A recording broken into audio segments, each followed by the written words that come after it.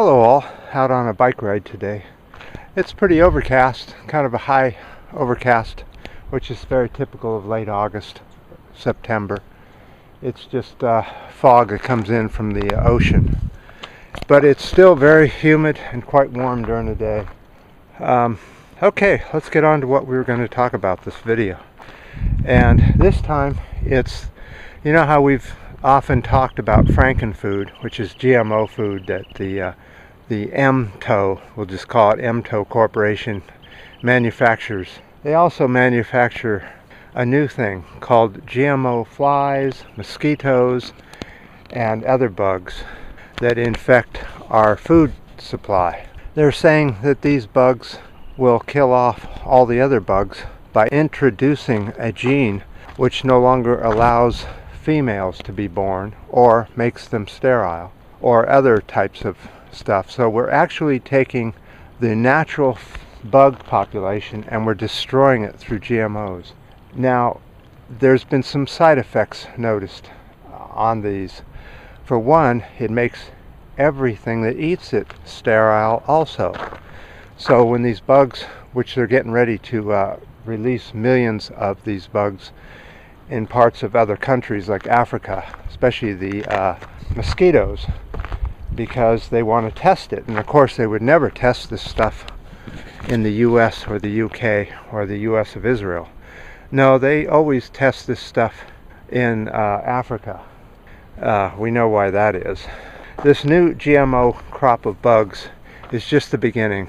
They can do this with everything, with mammals, with frogs, with everything, so that they can literally just wipe out entire generations, entire species of fauna, plants, animals, bugs, whatever you name it.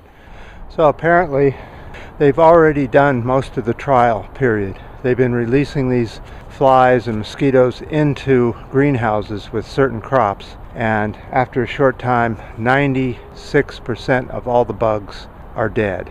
But there's still 4% that live. If anybody knows how everything works, is that 4% will then start to double and triple and breed, and they are called superbugs. And the new superbugs will eat the GMO crops with no problem at all. So all we're doing by doing all this GMO stuff is just digging ourselves into a big old hole, and it's just going to take more and more science to get out of it. And instead of backing out, they're just going to go full force ahead, making harder and more sophisticated superbugs, which then 4% of those will get out in the nature and become the superbugs. I mean, what in the okay, well, anyway,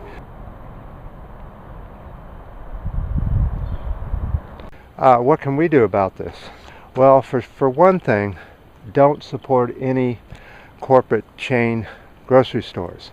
If you're buying, because most everything in a conventional sense is now GMO, especially corn, soy, which is what makes up almost 80% of everything that people eat in the US. It's mostly manufactured processed food that they eat, which is mostly made of GMO and non-digestible materials. So the best way to do it is just go to your organic farmer's market, or if you can afford that, or if you can't, go to the next cheapest, which would be what they call a health food store, or a cooperative market, which is where the people own the store work there, and there are no middlemen or bosses. They all work for themselves. And whenever you're talking to somebody in a store like that, you're basically talking to the boss. So at least you're supposed to. That's the whole idea of it. So remember, eat organic. Don't eat meat if you want to help stop this. And definitely tell others. So, and I certainly appreciate all the comments and everything from the last video.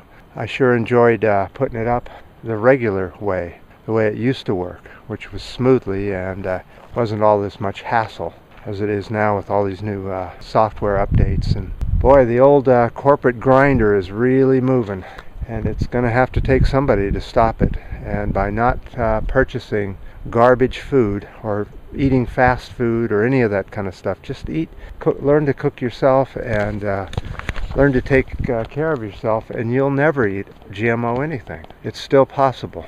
Okay, all. Until next time.